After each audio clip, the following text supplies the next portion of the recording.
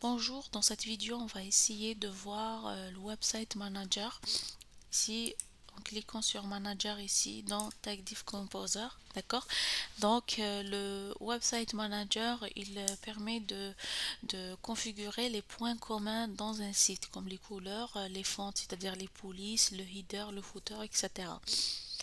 Donc on va commencer par les fontes. Ici les fontes, on a les fontes globales de site, c'est-à-dire on a des header fonts, on a le contenu et on a le footer font, c'est-à-dire la police dans le footer, les polices dans le header et la police dans le contenu de site. Nous, on a laissé le contenu par défaut, c'est-à-dire c'est le thème qui va choisir le thème par défaut. Et on a choisi le header font comme Shiwi et autres polices et la même chose pour footer. D'accord, ça c'est pour les fontes. On va passer maintenant au header. Donc le header, donc on a ici c'est-à-dire on peut choisir ici la template, c'est-à-dire le design de header. Ici en choisissant ça, donc par exemple je vais sélectionner ça, donc vous voyez que le header, le style ça va changer.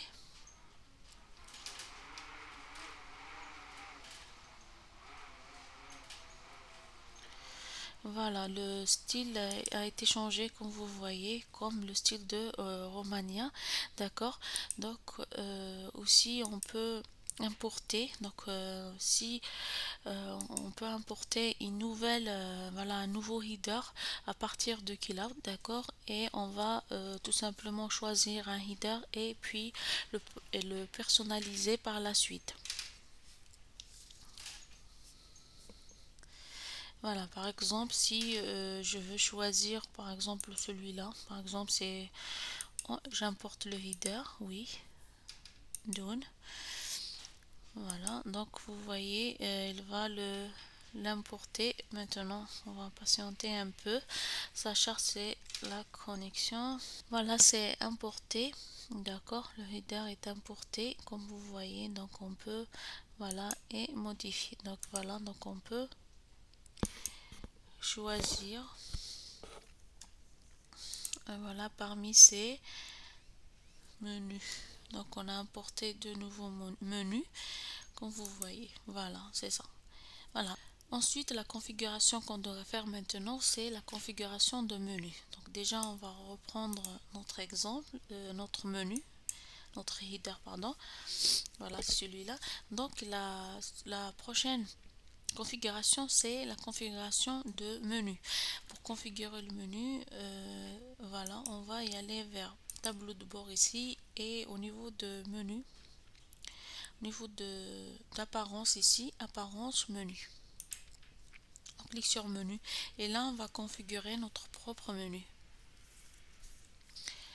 Donc il faut bien se positionner sur principal parce qu'on peut avoir plusieurs menus. Donc il faut se positionner sur le menu principal et puis ici on doit, voilà, tout simplement ajouter directement nos propres éléments ici selon la catégorie. Est-ce que c'est une page? Est-ce que c'est une article? Est-ce que c'est un article, pardon? Est-ce que c'est des petites annonces? Est-ce que des catégories directement qu'on peut ajouter ici? D'accord?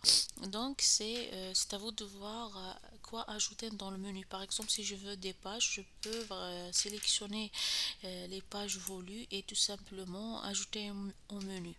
Une fois c'est ajouté, tout simplement on doit voilà, les glisser, déposer ici.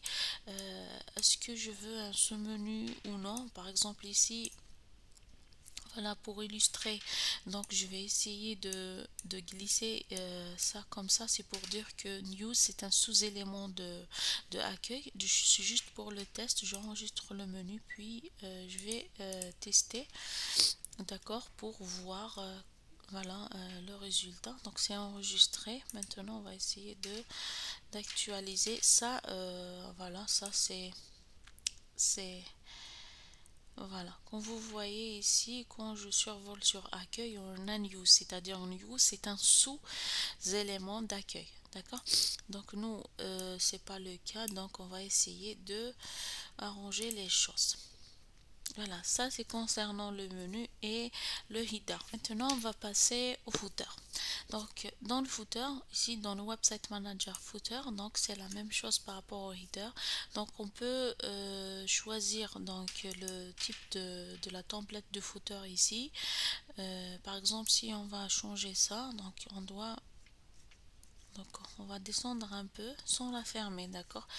Donc on peut descendre, voilà, comme vous voyez ça a changé. Donc par exemple si je choisis celle-là, donc on peut modifier la template de footer, puis voilà, puis on va essayer de personnaliser directement ici en changeant les éléments de ce footer. Comme on peut aussi importer un nouveau footer, donc comme on a fait dans le header, on peut importer un nouveau footer depuis le tag div cloud. D'accord? Donc on l'importe, puis tout simplement on va essayer de le personnaliser comme on a fait dans la précédente vidéo de personnalisation. D'accord?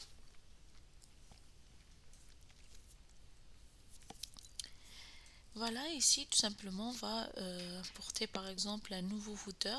Voilà, celui-là par exemple ce bleu, importe footer. Oui, done.